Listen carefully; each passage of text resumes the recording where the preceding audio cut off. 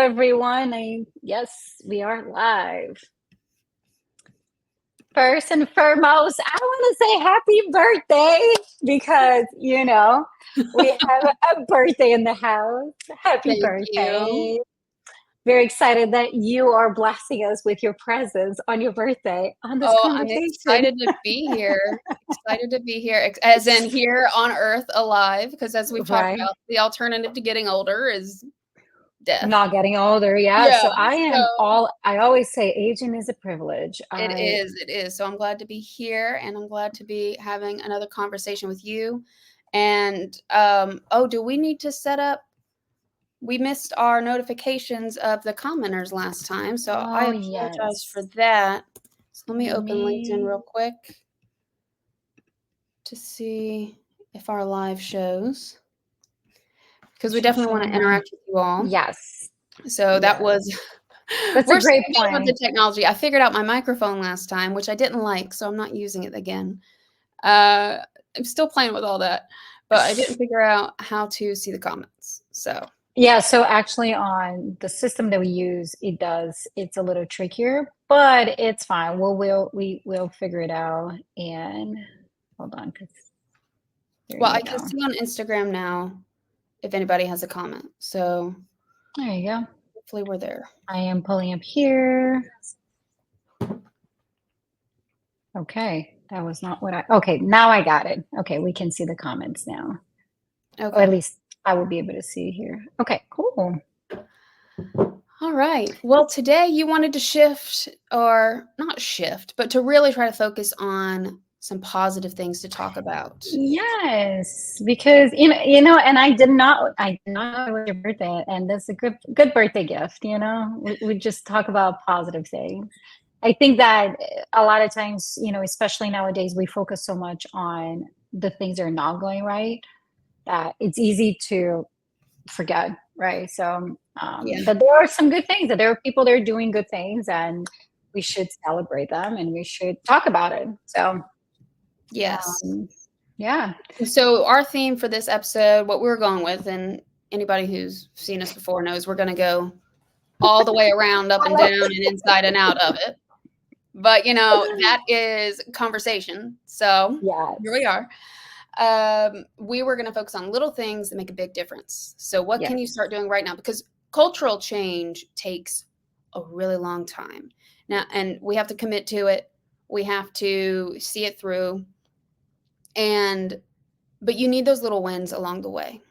I mean, it takes years to do a culture change. And I don't want to I don't want to get into like diet culture, but something about, like, let's say a healthy lifestyle change. Mm-hmm. It's going to take a long time to meet your goals of where your cholesterol is, if weight is a part of that, where your weight is, etc. But those little wins along the way, like feeling better, for example, or Yeah. being able to do more on your trips, or having more energy Yeah. with your children, etc. Those are really critical to notice so that you can keep the fortitude and the focus on improving your health. And I think that's similar with healthy work cultures of, yeah, it's going to take us a time to, rebuild the ship. Yeah. But what are some wins along the way? Yeah. It's funny. I was speaking with somebody a few months ago, and she's also a consultant and she's a speaker as well. And she said, one of the biggest struggle I had in the beginning, because what she does, she goes into hospitality places, the hotels, restaurants, and she sees what the problems are and she implements the changes and all that, right?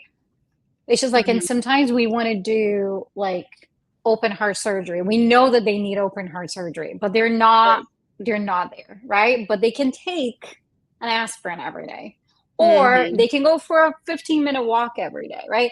So I think that those are the things. So if we focus on the smaller things that we can do every day, instead of like, yes, clearly there needs to be a bigger change. Clearly we all, the majority of the places do need a open heart surgery kind of approach, but they can't handle that at that time. So, and the small ones, they do make a difference, right? Because what I've seen a lot is that, especially when again, I always speak from my experience in hotel, right? In a hotel, the person who stays mainly at the hotel, it's going to be like the top person is the general manager. So, not the CEO, not the CFO, it's always the general manager. And I feel like I've seen the bigger differences in the culture shift, and part of like when they were participating more on a day to day, right? So, for Mhm. example, I didn't ask you if you wanted to be acknowledged,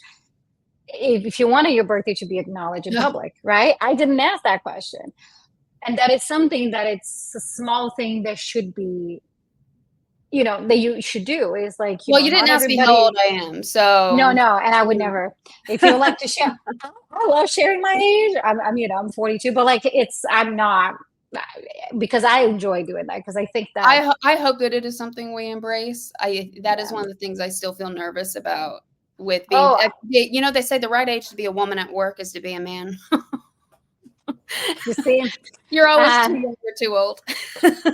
at one point I looked so, because I, thanks to my mom and my dad's genes, I do look younger than I am. And for a long time I had to actually say my age in interviews because people would think that I was either making it up, that I had that many, like that I had so much experience. So I had to like kind of like stuck it in there. They're like, oh, because I just turned, I don't know, 35 this year, or like, I had to always like kind of insert in the comment, because again, right, like if you're too young they don't want you for that role, but if you're too old, Right. on and I mean, we are going off tangent here, but like something funny that for the first time in my life, it happened where, but I think it was at the beginning of the year, and I was like applying for a job, and it said that I was in the protected category because I was over 41. I was like, oh my God, okay. Where's my protection? I know. I love that. I was like, oh, well, that hits you right in the face. But but going back to like, how do you want, like understanding, okay, so if you don't want to, one thing that I've always asked my team was like, how do you want to be acknowledged, right? Like, do you like when I say your name in front of a lot of people, or do you prefer a one-on-one conversation? Do you like when I leave you a little note? Like, how do you like that, right? How do you Because like to communicate? That yes, I and just how gave do a you want to conflict feel resolution appreciated, training. right? Like, Yeah, I just gave a conflict resolution training this morning at one of my clients, and that was like one of my key messages. What we were going over types of miscommunications, types of conflicts, different ways people like to handle conflict, whether it's avoiding, compromising, collaborating, and how so much of that is when you get to the point where it blows up, there were things you could have done to prevent it, right? And that doesn't yeah, mean that you don't do something reactive, but those things like already asking somebody, how do they like to communicate? Or what times do you work best? And how do you like to be acknowledged? How do you want us to say your name? Is your name Steven? Do you go by Steve? Those help. You're never going to get rid of conflict. And that's how I always start every training. I'm like, it's unavoidable. That's why you're here. You got to learn it. But it yes, can help build the respect so that when conflict does happen, it's not devastating yes, because you have yeah. more trust. Yeah. And these are small shifts that people can do, right? Like Mhm. changes are of any kind, right? That's one of the biggest things that I talk about is changes and transformation in any aspect, right? Like professional, cultural, personal. These are the changes that you do every day. And I'm not trying to, make this a so I was going to give an example of me being vegan, but I'm like, I am not making this a big blah about this. It's just because it's a This very is episode vivid. 6 and you haven't talked about being vegan, so anybody who comes at you for that It's like, is and has a I'm only has a lot doing of this, watching to do. but I'm only saying this because it's a true thing that has happened in my life, right? So I started off as vegetarian. It was an overnight decision that I made, but it's a small. The decision was made, right? So you need to make a decision that you want to change, and then you need to understand what you need to do in order to become that version that you want to look like, right? Like so, I wanted to eliminate everything out of any animal product or anything. So, but that's on a day-to-day changes, right? I could no longer buy the same groceries I was buying. I cannot now eat at the same place. When I go out, these are the questions I need to ask. And these are small things that I did, small changes that I did every day to make it a big change, to be now 23 years since I haven't had meat. You know what I'm saying? Like Wow. I know it's been a long time. And when people ask, they're like, well, don't you think you're ever going to, I was like, no, because I have like that's who I am now, and it's the same thing with corporations. Like, you make small changes every day to accomplish the goal that you want to make, but you have to, first of all, know where you want to go, right? So you need to know, okay, so this is where we're going to be. I was walking, I went to see a friend at a hotel in Chicago, and I stop at the front desk, and people, I don't know if it's just because I've been doing this, I was doing this for so long that people are just so comfortable talking to me. And one of the agents, I was like, oh, hey, like, I'm here to see such and such. And she's like, oh, okay. And she's like, oh, where'd you guys work together? And we start talking. And she's like, oh, I don't like this anymore. I'm going to school and she just gave me the whole rundown of her life, that she doesn't like hospitality anymore. That happens to me every time I get my hair cut. I hear the whole life. And I'm like, but and I think it's funny because it felt like I was her boss at that time, because she's truly opening up to me like trying to get advice from me. Mm-hmm. And I told her, I was like, you need to first figure out what you want. But again, her leaders having the time to understand what she's saying, because that's also a small thing that you need to do. Listen. And when they say, I want to work a 9 to 5, and you say, well, that is not doable because that's not hospitality, right? Like, right. that's just not how it is. What else can we do? If this is something that you truly want to do, what can we adjust in there? So again, listening, which is just a small thing. And that's also problem solving, because and it's being transparent. It's saying, just by the nature of the industry, we cannot do 9 to 5. People don't stay in hotels 9 to 5. Yeah. But it sounds like flexibility is really important to you. What else could we do, or what other benefits? Yeah. And that reminds me of a few episodes ago where you talked about, due to your health, sometimes you have flare-ups and rough patches in the morning, and sometimes you can't always make it at 9. You had talked about that. I'm not, to anybody who's new, I'm not outing her. She talked about this. No. I'm very open about that too. I was thinking about, we've talked every episode, we talk about how people think it's all or nothing. It's one or the other. Yeah. I was like, I think that's something that's really industry specific, because if you're like an ER doctor, you have to be there to cover the shift because people get hurt, right? You would have to be punctual.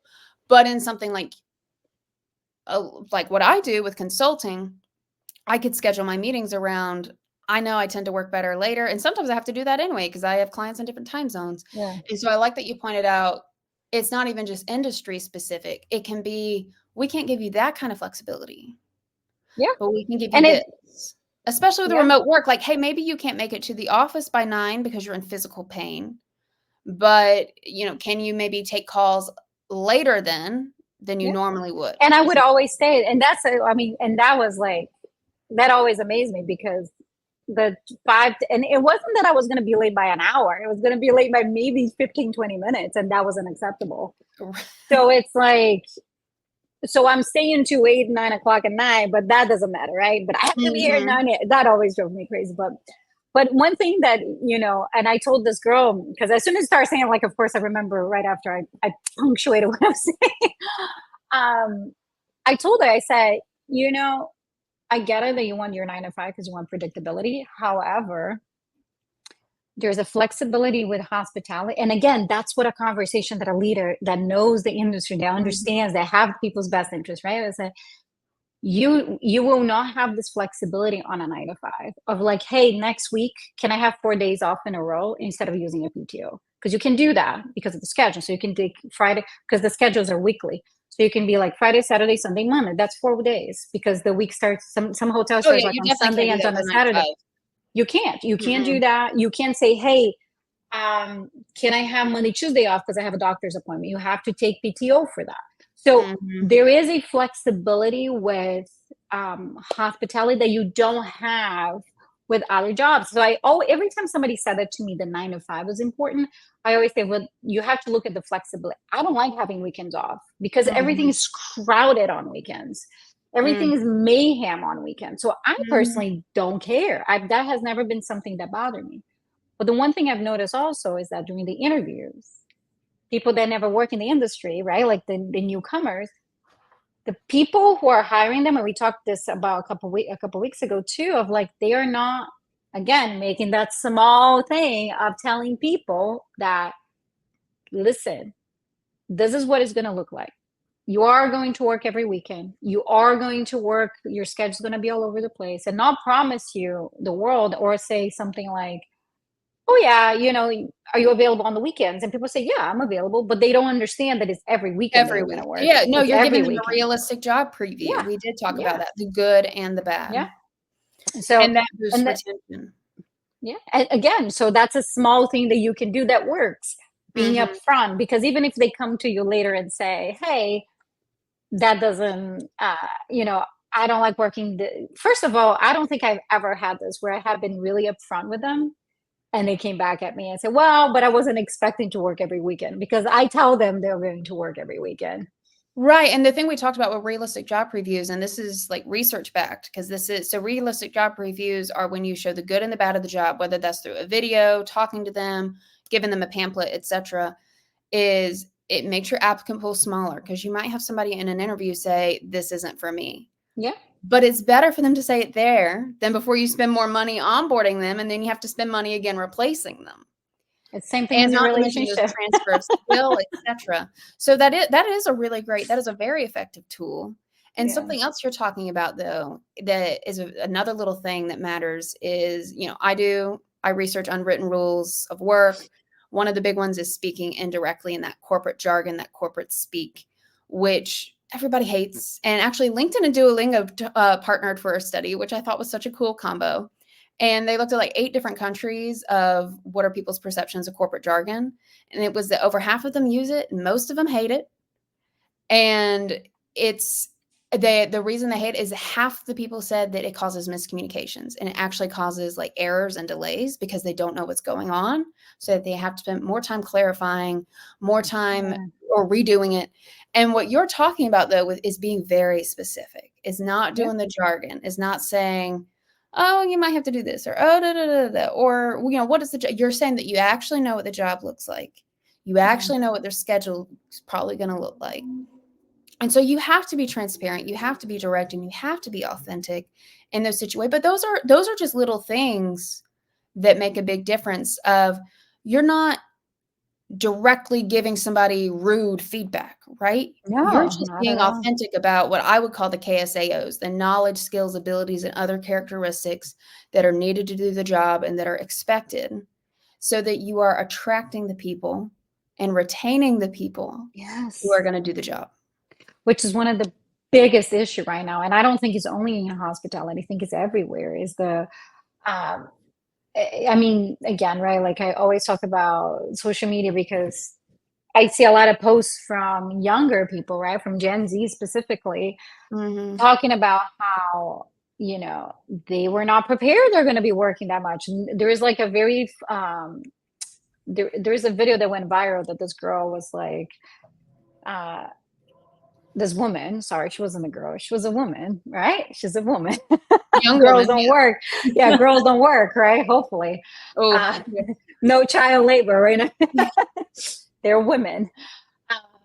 That she was like, I didn't know it was going to be this hard. I spent like an hour and a half going to work, and then I come back and I don't have time for this. I don't have time for that. the one who talked about the commute times, and then I and then remember that she's video. crying. Yeah. And it's funny that people made fun of her. And I'm like, I understand her We all completely, feel that.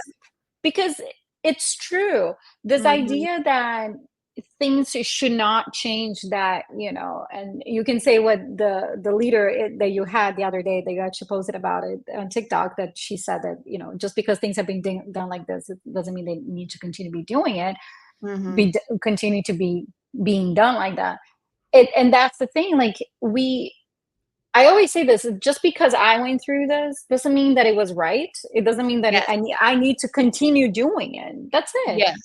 In the big, I know I was at fault for this, because I remember a few years ago, it wasn't that long, right after the pandemic, I remember one of my team members was complaining about something, and I was like, oh, and I said it. I was like, oh, you have no idea what I went through. I used to do this, I used to do that. And I caught myself, I was like, but why am I making I literally caught myself saying like, But why is it? Why do I feel it? Why do I feel that because I went through it, they also need to go through Isn't it? that weird that we do that? Because we talked, maybe it Yes. was last episode or one before, about we're very willing to see where we're marginalized. We're not willing to see where we're privileged.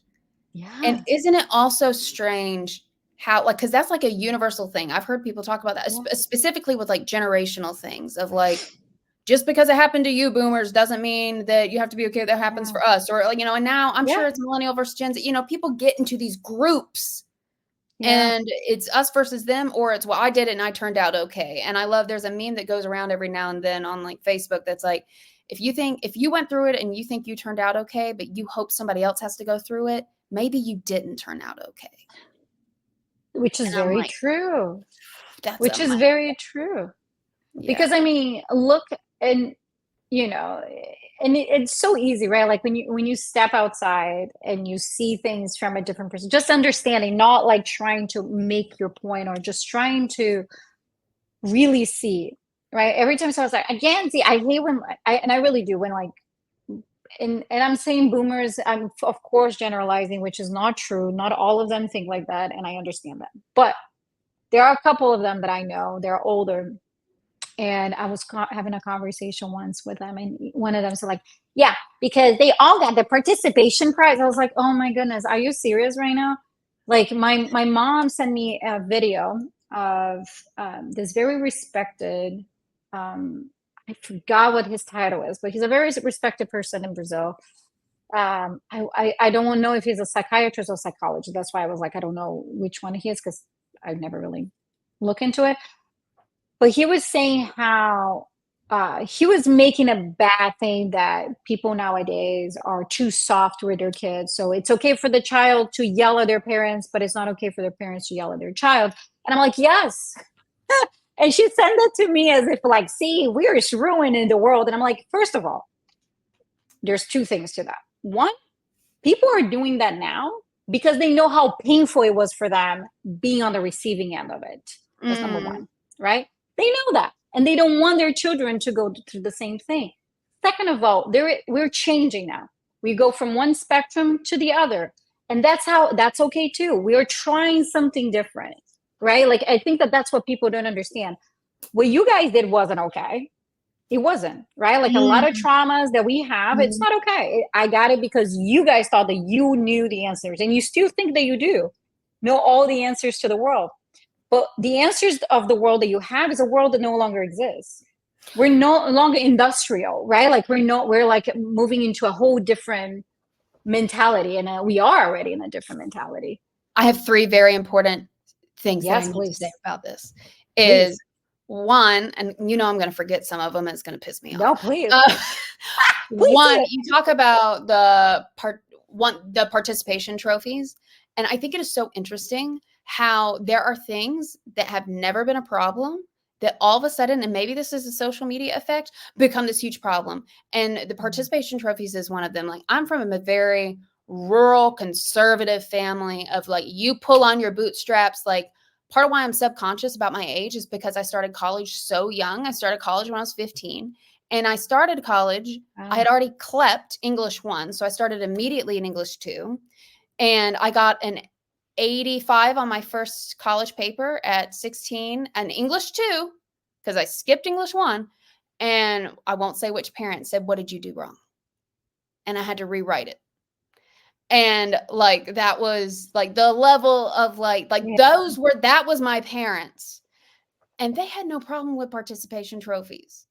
It never was a conversation. Like, whenever we played recreational soccer and they gave us a trophy at the end and we had a pizza party, we went to the pizza party. I had fun with my friends, and of course, the next night they were like, eat your vegetables, because you had pizza yesterday. But like, that was it. And then it became like this thing in the past few years that is like, oh, it's all these participation trophies. I'm like, if anybody would have had a problem with participation trophies, I promise you, It would have been your parents. Front. My parents would have been like, this is what I'm going to beat your ass with next time you misbehave. Like,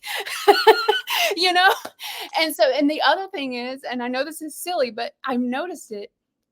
People didn't used to give an F about pineapple on pizza. And then it's become like this thing on social media for like 10 years. I swear, I remember it was called Hawaiian pizza. Yeah. You just ordered it. I mean, and of course, there were always people who didn't like it, but that has become like this thing. Should it go? Should not go? Like, it's like whoever was it, put strawberry on pizza. I don't care. I swear, when I was on dating apps, like every other man, that was like one of his prompts was, "Are you the type of person?" And I was like, "Why is this such a? This is not a thing. Like, I don't get it." And yeah, so those were like the silly things. But then I also like that you talked about. I didn't forget things. Yay! That just because something didn't work and you're trying something new, that doesn't mean you're always going to do it. That just means you're testing. And I think people, oh my God, girl, the pandemic and doing more social media because I'm a business owner now, it has never been more clear to me that people do not understand the scientific process at all. Like the basic scientific method. Maybe that's a TikTok I need to do of like hypothesis testing and adjusting. Because I post a lot about studies and research. People, oh, well, this is obviously not applicable to everybody, so therefore it is wrong. No, it's a study. Yeah. I mean, like that is a basic part of the scientific process, is saying who was the participants, what is it applicable, what is the limitations? Because the irony is people just dismiss and they're like, oh, well, that wasn't in every country in the world for every person, so therefore I'm not listening to it. And it's like, okay, so then what are you leaning on? Your individual experience, which is valid for you, but is not generalizable. But I think the problem with that is that a lot of times, sorry, I didn't mean to interrupt you. Sorry. Oh, I was just going to say, because I'll forget. Go for it. I like that you said the example of just because that style of parenting didn't work, we're trying this new one. It doesn't mean we're going to do it forever, but we're going to learn what we did from this. We're going to learn what we did from that. And then those kids, the kids now, they're going to try something else too. Yes. We're going to keep trying. And it's fine. And, I had this conversation with my brother a couple years ago about, because, I don't really get into politics because I'm afraid it'll ruin my career. But, I still have family that's very traditional conservative. Obviously, I talk about a lot of things that aren't associated with being very conservative. And I've been in elite academia, which is notoriously liberal, though I have many comments on how it's not structurally, but okay. And so I have conversations across these political divides all the time because they're my family. And, my brother was asking me, like, what do you think about all the gun violence in America? Because, I mean, like, I've always been around guns. Always. Like, I'm from an area where hunting is, like, the number one hobby. Like, my dad didn't have off for Veterans Day from work. He had off on the first day of hunting season. Because the whole organization, like, that many people, like, that's what I grew up with. Yeah. And I was like, I don't think I have the solution. I told my brother that. But I do think that it's enough of a problem with when we have more shootings at that point when we were talking about this, we have more school shootings than days in the year. Something has to change. I was like, I'm not saying that I know what it is. Correct. Yeah. But I'm saying that I'm not okay with where we're at right now. And he was like, I can dig that. I can And that's the thing about trying, right? Like, but just sitting around and being like, nothing, well, this is not going to work. But we can't just hypothesize and not try, because then otherwise you won't know what actually is going to work. And as you said, right, every single thing you do, you need to try. It takes some time, see how that works. Okay, that doesn't work. Okay, let's change. But there's this thing that, and I think it's a very human thing, that when you try something, you have to get it right the first time, because otherwise you are a loser, you're a failure. Yes, which is something that, as entrepreneurs, and I am a first-time entrepreneur now, and that's something that I'm learning the hard way, because I've always been a type A personality. Like, I've always been very good at everything that I did. But it's funny because that's one of the talking points that I use in my talks, which is, we were not born like that, right? Like you weren't born learning how to walk, how to drive, how to walk, how to talk, how to eat. You didn't even know how to chew. Like, you only knew how to, like, I don't want to use that verb because otherwise I'm gonna, but like, yeah. Yes. Yeah. That's the only thing. On the nurse. There you go. There you go. You only know how to do that. And it's like, you learn these things, and you were still, you sucked at this first. You really did, right? You were terrible, but you tried it. But there's this thing where there's such social pressure, right? Like, um, Mhm. being bullying in school, and I think it's funny because we say, "Oh, kids are bullying in school." It's like that's just preparing you for how the adult life is going to look like. Well, Because I tell people we act like there aren't bullies at work. What do you think happened to the bullies in school? They got right, jobs. like they did, Yeah. and even maybe if they didn't are the bullies now, but there are still bullies at work. We still feel pressure like that, right? The Mhm. structure is the same wherever you go, if it's at school, if it's at work. So I think that changing again that mentality, right? Like the small things that we could do is like changing. Listen, this is not high school, period. This is not school, right? We are adults. This is a different environment. Let's treat each other with respect. And because it can get, sorry, go ahead. I was quick thing gonna add that one of the little things I do that I have found to make a big difference is whenever I lead a new team, I tell them I have a no bullying policy Yeah. that I will hold them to, and I give them examples. I'm like, "I will not reward you for stabbing your teammate in the back. I will not reward you for doing a project by yourself when I asked you to do it together." Like, I just won't do that because I've seen it tear apart teams, Yeah. and, I because I don't say bullying happens at school, it happens at work, as in, like, it's okay and it doesn't matter, but as in, like, it is real Oh and my it goodness. doesn't get nipped in the bud, but and It, I just yeah. whatever was in is in my domain when I was middle management, I was like, "I can't stop it up top, but right here, But I can do it here. Yeah.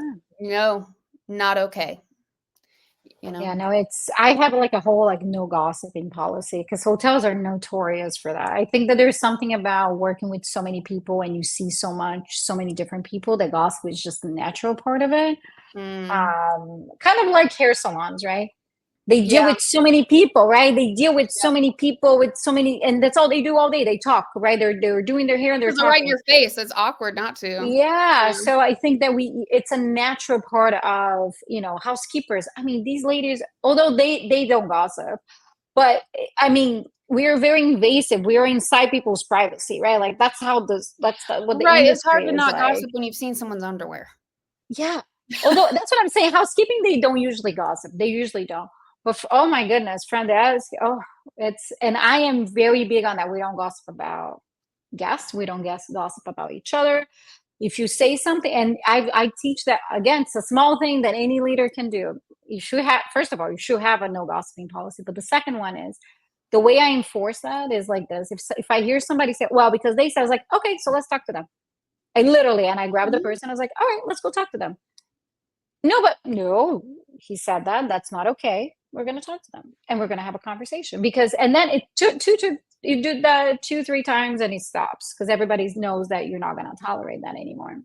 Mhm. But again, right? Like it's But they how also do know we you're gonna hold them change? accountable. That's Correct. important, of if they did say it, that you're gonna talk to them about Correct. it. Yes, Yeah, 100%. respectfully, Yes. but it But will you be shouldn't. addressed. But can you explain that? Why did you say that? Right? Like, where Right. did that come from? Or people would be like, well, I heard that we're going to be all fired. Like, who the heck said that? Like, because I don't know you're all going to be fired. So you tell me, because I don't know.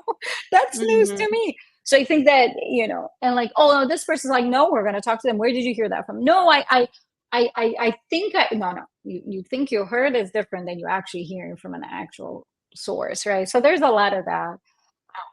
And it's just the industry. It's funny because I was talking to the person that I met today, and her and I we worked together at the place that was by far the most toxic place I have ever worked, which is the one that really did started a whole like downfall of my career, of my mental Mhm. health, of my self-esteem, and that was years ago. And today, for the first time, she said something. We always talk about it because she's the only person in there that I knew had my back, and she's like, yeah, she's like, and the person, the bully who was my boss, the bully, right? She's like, he would gaslight you, like he would say things that you didn't do this, you that, and he would say bad things. She never said that to me. She said that to me today. he will say that you were this, you were that, you were terrible at this, you were terrible at that. But it's just like when you left, I was then under him. And every time I went to him, he would give me no direction. So everything that you say you were not getting, I experienced the same thing. I was like, yeah, you see. So I tell people, you have to care when it's not about you, because it will be soon. yeah, That is something I've been astounded by in organizations, when somebody knows somebody else is being abused or bullied or whatever, and then they're shocked when it happens to them. yeah, because they think that they are better. Because they think that the problem is Right. the It's person. subconscious It's victim not. blaming to protect yourself, Yeah, because confronting that is hard, especially if it's a person in power or that you may need to find a new job, etc. But that is, yeah, it will push you. And we see this socially too, things that are tested out of, oh, let's see if we can get away with doing this to poor communities, then we can get away with doing this somewhere else. yeah, Like, if you don't set the boundary, if you don't set the no tolerance, it will seep. yeah. And that's again, right? Like and this was before even like Me Too movements, right? So I didn't feel like, but one of the biggest regrets I have was that I didn't talk to his boss. Is that when I Mhm. left, I did not talk to his boss and give my side of the story because I didn't feel like I could. And that's one of the things, and I don't want to go into this whole thing now because we're talking about positive things, but a small thing you can do, which is a really huge thing, just talk to somebody. Do not talk to HR though, because they will pull the other person in the office. It's because HR knew what was going on with me. They knew. They Right. knew. They knew. They knew. They Well, knew. so I do get asked, what can you say in an exit interview? Which, that's sad that it's to that point, because I always encourage my clients to do stay interviews. Why are you Yeah. staying? So that we can make sure we do more of that. But in exit That is interviews, that is a great idea. That's a really good idea. thank Yeah. you. Not everybody thinks so. Yeah. No, I think it's an But amazing idea. Yeah. if it is at the point of an exit interview, or when even during this, when you're giving feedback, or even before it gets to that point of leaving, make sure you give specific examples, because Yes. otherwise it just sounds like you have an axe to grind and you will be dismissed. And document as much as you can over email, because it can be, oh, well, is this person just gossiping, or did this actually happen? And that can help with, like, if you have, this isn't a small thing this could be a small thing for a leader, but also a small thing for anyone in an organization, is you want to stick to the experiences, stick to the facts, so that you avoid just that gossip, because we all translate in our head, this is what I think they said, this is what it felt like, Yeah. versus this is what they actually said. And when you keep it example specific, behavior specific, it makes it easier to implement, or to diagnose, I should say. Now, not everybody's going to do that. We've talked about the whole last episode, why do leaders know about problems and ignore them? But keep that documentation of, if things are one-offs, that's one thing. If it's a pattern, that's another. Yeah. And And it's sad that sometimes it anybody, needs to get to like an exit interview, right? How many people do you need to lose to figure out a pattern? And this is what bothers me, mm-hmm. right? And not just that, like the fact that a lot of people say, why would I say I'm leaving anyways? They didn't care about me when I was there. They didn't care about me because I came down and Because complained the a few next times. person matters. Oh no, but I'm saying like, right? Like I always do exit interviews, but I'm saying that there's a lot of but I do believe that they have a point, right? Because like Mhm. I said it while I was here, and not one person took me seriously, or no one Right. person So did why would they take you anything. seriously when you're gone? No, I mean, I don't. Correct. Do I really think that it causes much change? No, or I think we'd see a revolution by now. But there's just some part of me that refuses to not try, and I really struggle with that. I really Yeah. struggle with, I see, because of the work we do, I see all the energetic, happy speakers all the time that are on, TikTok or Instagram or whatever, and they're all positive, and they're like, just do this and it'll all work out fine. And one, that's just not my personality. And but it's hard, because I'm like, I know I would have even more speaking engagements. I would get so much more business if I just was like toxically optimistic and never talked about the problems. But I Yeah. wouldn't be authentic. And I don't think I'd actually solve any problems, because when you look at the comments on those videos, 75% of them are people going, bullshit. They're saying, I am somebody that never look at comments. Like, I'm the one that I either well, like the post I'm a going and psychologist. I'm curious. I'm like, do people really fall like, for this? so funny. And they're like, that doesn't work, or they didn't care, or, but what about this? Or, hey, that's actually a really toxic idea, right? Or that's belittling or dehumanizing or whatever. Oh, wow. And I find that all very fascinating. But, it's a struggle, because I'm like, we are very bold on this podcast. We don't hide that. And sometimes I'm like, oh man, did we just tank it? And then I play it back to like do the clips that I share throughout, and I'm like, but I stand behind everything I said. And I I can stand behind, and that's who I am. That seems to be and I'm who the you same are. And way. I think that that's why we wanted to do this, right? Because right. we wanted to be a honest voice, talk about things that people know about it, but they don't talk about it. And any employee that I have served as their leader has always appreciated that about me. Always. I have mixed feedback from that. I have people that I have mixed absolutely, from above me when I was yeah, younger, yeah, but I have, yeah, oof. the people I supervised always Oh no, appreciated it. supervised, yeah, but Yeah, it's funny that's what I mean, that I have served as their leader, yes, not yes. as their subordinate. Because yeah, the thing is, and it all goes back to their security on themselves. And Absolutely. the more I always say that the only people that think that you feel like, what was it that I posted the other, like the only people that think that you make them feel small are the ones that feel like they are small, Mhm. right? Like, because if I feel like we're equal, there I'm just as good as you. No matter what you do, I'm always gonna be like, I'm as good as her. So like, Right, be like, "Oh, there's she's having a nothing bad she day." can do. Yeah, Yeah, there's nothing she can do that's gonna make me feel small because I'm just as good as her, that's about her, right? not me. Like, yeah, Yeah. and we were talking about bullies earlier, right? Like, and the one of my biggest thing of going online and being public, it's just how was I going to handle the bullies online, right? And now, and everybody, the whole conversation, like, oh, it's about them, and we know that, right? But when it's Mm. to you, it's different. And yesterday, something happened. I commented on somebody else's post, and they commented on my comment. And all I could think, I swear, the first thing that came to mind was like, "Do you feel better now that you said that? Like, I think does that it? too.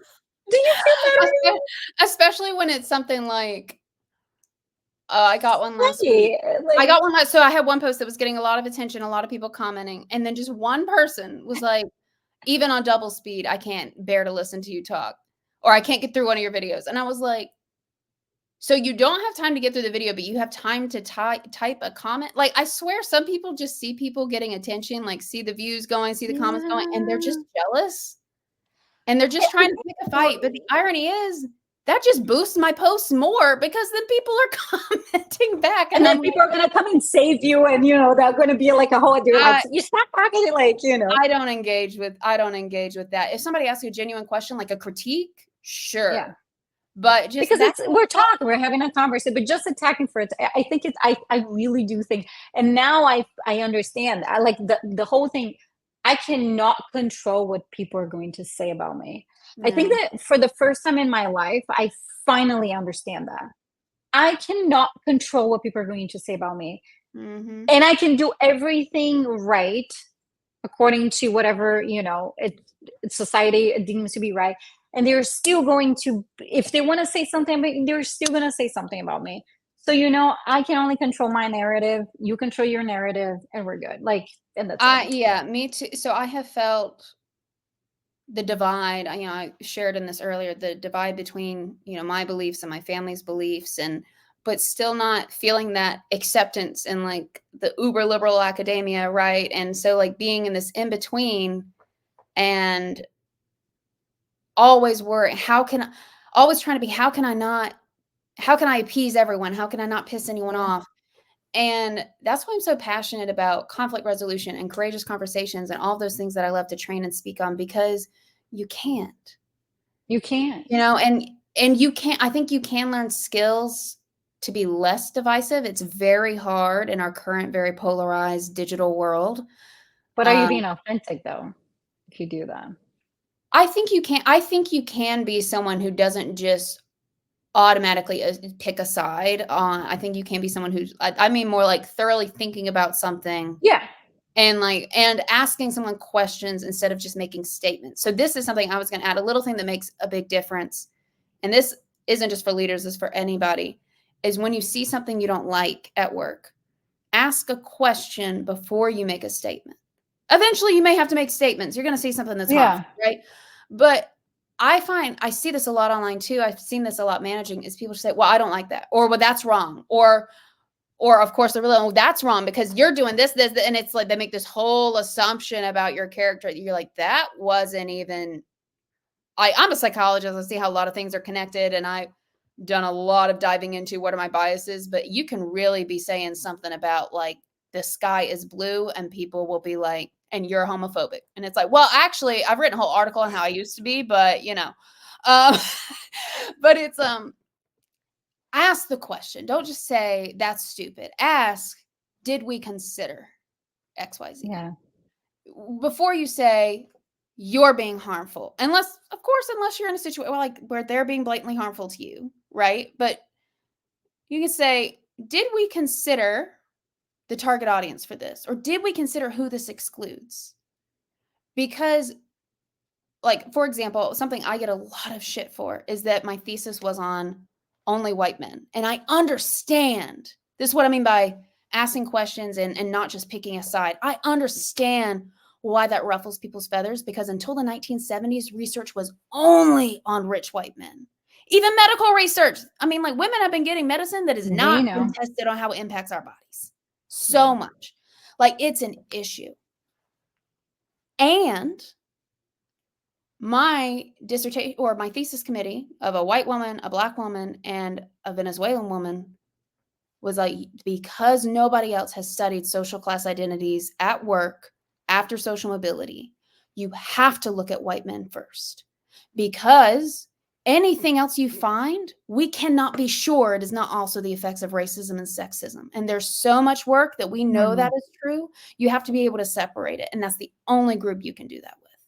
And since then, my dissertation included black men, black women, and white women. So I've started to build, but yeah, I had to build that foundation first, right? Of, is this an identity even without sexism or racism? So, but something I get a lot of shit for online is, as soon as I say that, even though I've made multiple videos explaining that concept, even though it's explained in the paper that is published, even though I talk about all the other things I talk about and all the other studies I've done that had race and gender diversity, I always get, well, that's really racist. Or, well, that's just upholding harm. Instead of, why did you do it that way? And if you reply to someone who says that, because I haven't been like, well, I made a video about it, you can go see it. Well, it's too hard to find, so I'm not going to. If you have the time to make comments and generalizations about somebody, and this isn't just online, this is at work as well, little things. Yeah. You have the time to do your research. I mean, I'm really concerned about what technology has done to our brains with if it's not coming to us, we don't look for it. And especially in an election year, right? I'm like, are we even looking for things? Like, are you, because like there's so many. You're waiting for the algorithm to deliver to you. Culture is so marketing heavy that it's like, if everything that's coming to you isn't very likely true, like you have to go find it. It's actually kind of a pain to find a real source because there's so much marketing. Do you watch The Boys? Du Bois? No, it's a, do you? Oh, The Boys. Do no, you watch I The only Boys? recently heard about that.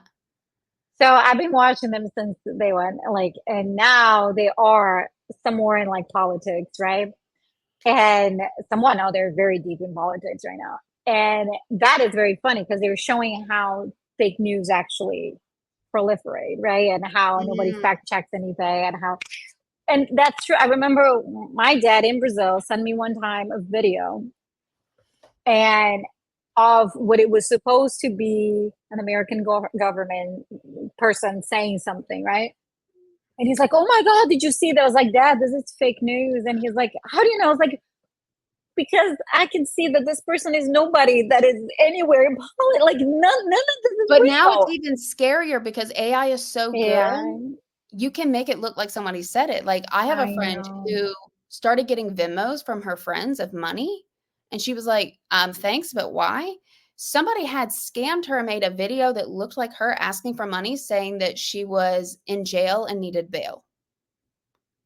And she was like, 1, my friends are clearly amazing that with no questions asked, they Venmo me money. But 2, like, that's terrifying. I know. And so anyway, That's terrible. long story very short, or not very short, is ask the questions before you make the summative statements. And this goes back to what I said about scientific process of we don't always know. And sadly, there is a lot of bad intent, but we rip away any rapport building and our own learning when we don't ask people. And if they give you a shitty answer, there you go. That, But at least you did your due diligence. You gave them a chance. that's what you got People to do. also You know. learn better when you ask them questions. Like, that is a teaching method, is right. Is I'm not just going to tell you the answer. Even when you learn how to read, sound it out. Yeah. Right. So Asking the questions. and I All don't thing I you don't can see do any, is asking questions. right. I don't see any comments on Instagram. Did we No, miss anything? Okay. no, we All right. are Well, we broke their good. trust last week. I'm so sorry. Hopefully they'll come back. Before we wrap up, is there anything else you wanted to talk about? Happy birthday again. Oh, thank you. That's one thing. But no, I think that the one thing is that you can make a change through small positive changes, right? You can make a Yes. big change through small change. Be present. I think that when a leader, and I'm not talking about middle management, right? Because those people are very present. I'm talking about senior leaders. Talk to your team. And when I say talk to, you don't need to talk to your hourly associates all the time because I know there's a lot of them. But talk to your middle management as you actually care about people. We talked about this last time, and it's true. Just genuinely care about people. Like, we do so much better if we feel like people are listening to us, if people like care about us. I will go through hell for somebody if I believe that they care about me.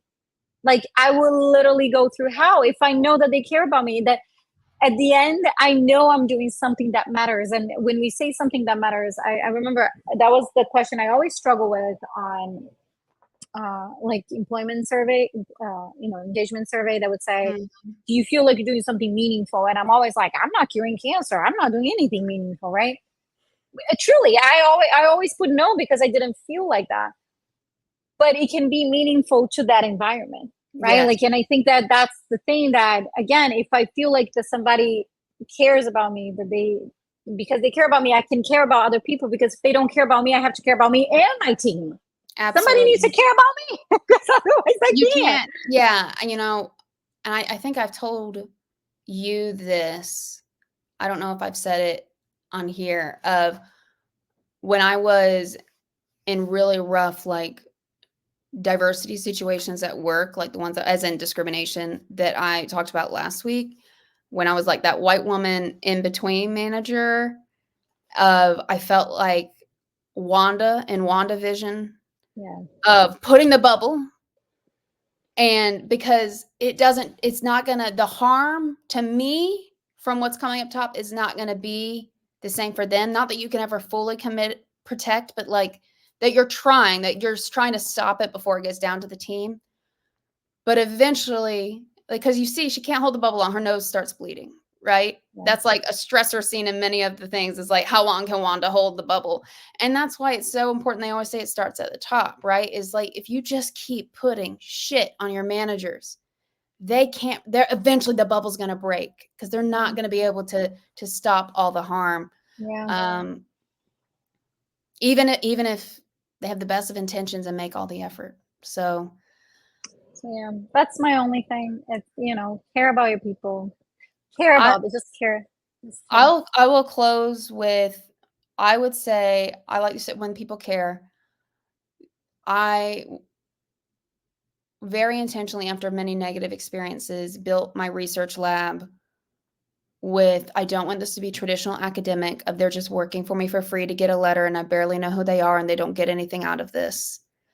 And I think we can think of this as the what's in it for me. Everybody's like, what's the with them, right? You got to do that with anything, with clients. And as leaders, we need to remember to do that with our employees. What's in it for them? Because we know the money isn't good. We know it's not.